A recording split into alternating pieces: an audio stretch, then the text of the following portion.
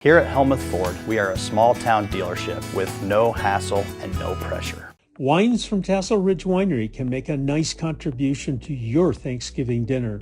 Cranberry wine is sweet with a long and smooth finish, and the 2024 Iowa Nouveau is a very fresh wine with slight sweetness that will enhance all of the dishes that are typically present in a Thanksgiving dinner.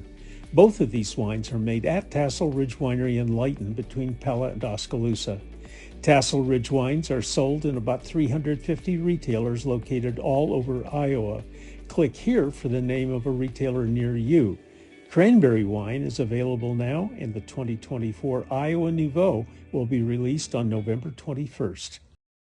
Come enjoy yourselves at the annual Christmas fundraiser for A Legacy Home Christmas. Take part in giving a child a very Merry Christmas and a second chance at life. December 14th at 6:30 p.m. with dinner and live entertainment at Vermeer Global Pavilion in Pella. RSVP individually or host a table of 8. Contact 641-232-0049 or use the email on the screen. Music features Christian recording artist Todd Agnew. A Legacy Home Christmas fundraiser December 14th, 6:30 p.m. at the Vermeer Global Pavilion in Pella. It's the holiday season at Stam Garden Center and Nursery. Come visit Stam's to take a closer look at all that they have to offer. Stam Garden Center and Nursery is open Monday through Saturday, 9 a.m. to 6 p.m., closed on Sundays. Located at 2421 Highway 92, Oskaloosa. Call 641-672-1437. Experience the color this Christmas at Stam Garden Center and Nursery. Stop into Barnwired in Sigourney the week of Thanksgiving. Monday, November 25th, get $1 off any fall drink. Tuesday, the 26th, fill a drink carrier for just $20, 16-ounce size only. Wednesday, 50% off all regular pottery. Closed on Thanksgiving. Then on Black Friday, November 29th, buy one, get one on all Christmas ornaments. And Saturday, November 30th, purchase a Corksicle mug and get a free specialty coffee on us of equal size to the mug. Stop into Barnwired the week of Thanksgiving on the south side of the square in Sigourney. Are you alone for Thanksgiving? Don't want to cook? Don't want all the mess afterwards? Or do you just need a place to go this year? If you've answered yes to any of those questions, then you're cordially invited to join the 12th Annual Community Thanksgiving Day Dinner Thursday, November 28th, starting at 11:30 a.m. at the Sigourney Senior Citizens Center. Everyone's invited. Bring yourself, your family, your friends. There's no cost. For deliveries, questions, or if you'd like to volunteer, call Mike at 319-330-9934 or Carol at 319-330-1612. We hope to see you there. Stepping Stones and Eagles Nest Christian bookstores are thankful for you. Coming up this week is Plaid Friday, November 29th. Small Business Saturday on November 30th. November 29th and 30th only is the 2-day sale, with over 300 items on sale. Get your Christmas shopping done in one place. A coloring contest is also active now through December 30th. And enter to win a trip to Sight and Sound Theaters in Lancaster, Pennsylvania to see Noah live on stage. Over 300 items on sale. Get a book for a penny. And make sure to follow us at Stepping Stones and Eagles Nest Bookstores on Facebook, Instagram, and SteppingStonesBookstores.com. Welcome back to the show. Welcome back to the show.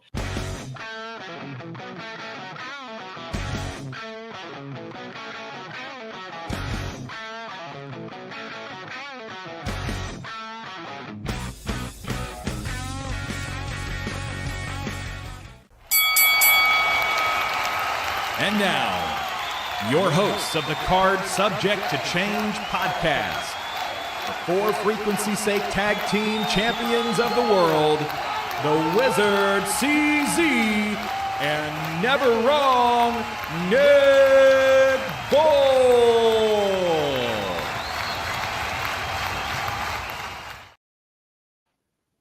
Hello, one and all. Welcome back to another exciting edition of the Card Subject to Change podcast, the podcast by the fan for the fan. Of course, before we get anything started around here, we got to thank those who allow us to do what we do.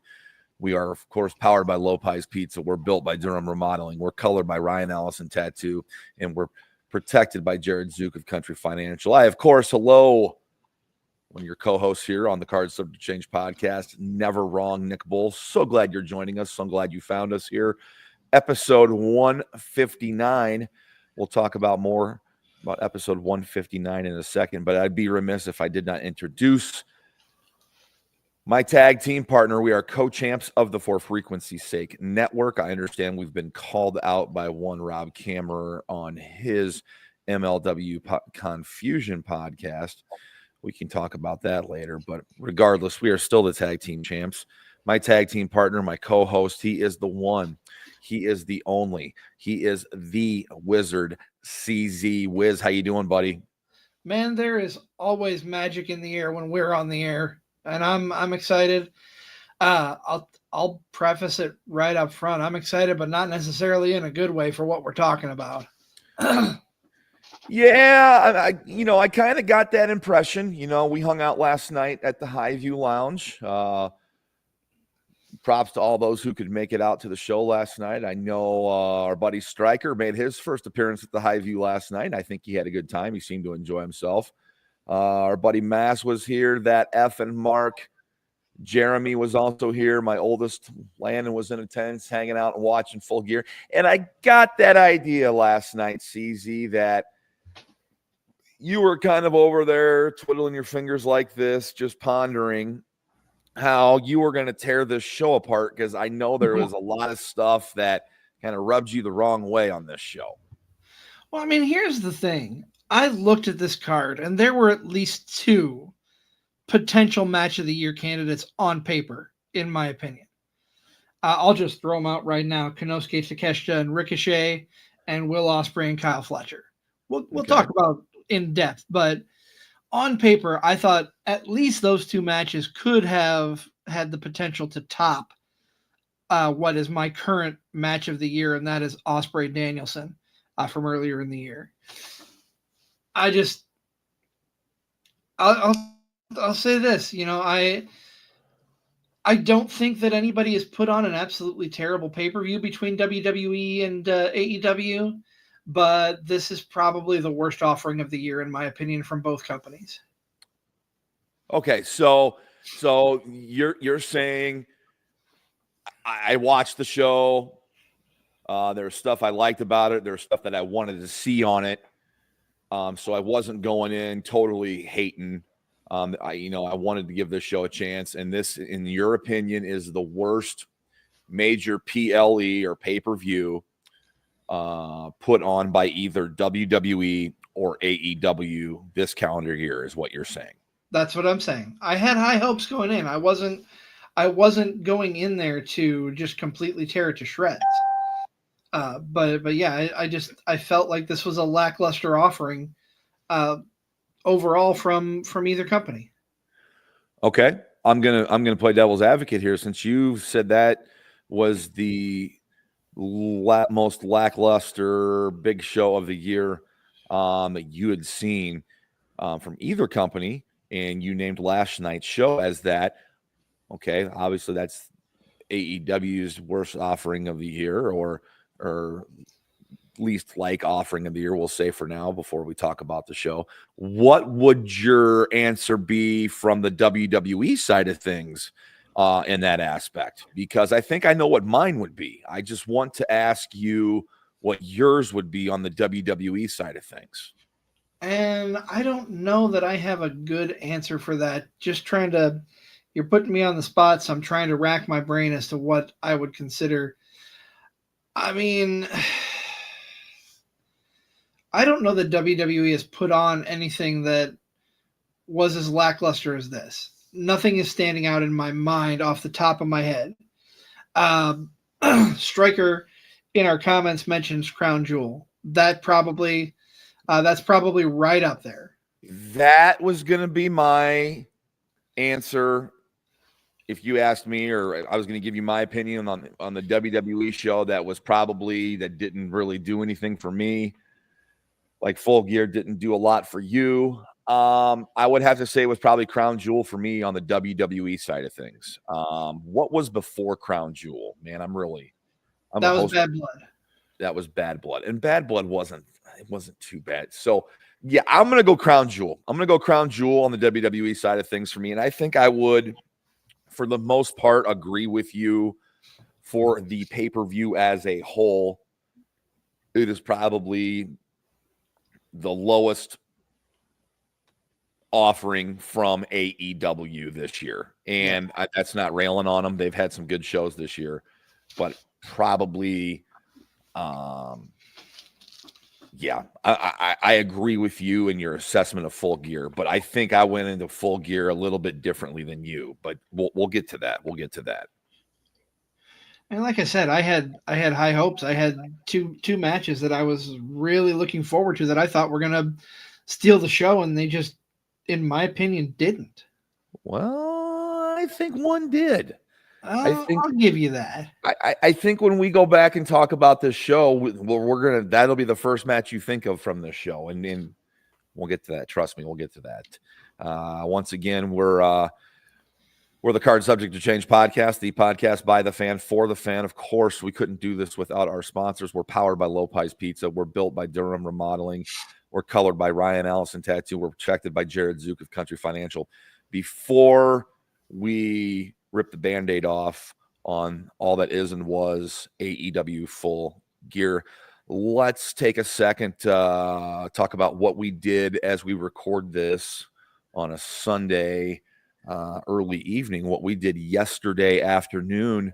Yes. With some other members of the For Frequency's Sake podcast network. Of course, the network tribal chief, DJ Jarvis, organizing the Toys for Tots shopping spree that we go on every year as a result of monies raised from fantasy football leagues that are played on the For Frequency's Sake in the For Frequency's Sake network.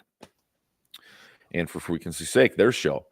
So we started participating in this last year. When I say we, I talk about my partner and I, the Wizard CZ.